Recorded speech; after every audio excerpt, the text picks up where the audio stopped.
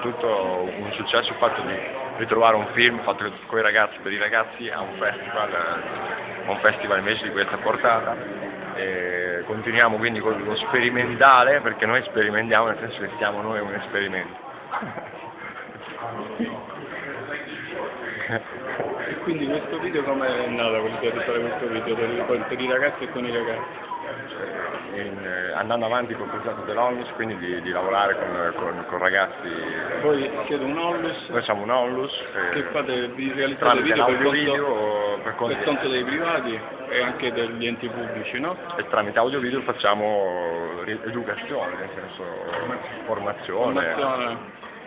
Quindi realizzate i video anche per le scuole, per i comuni, per chi vi chiede appunto questo. E come si chiama la Onlus? Magnesia Fresh. Magnesia Fresh. Va bene, grazie. Prego.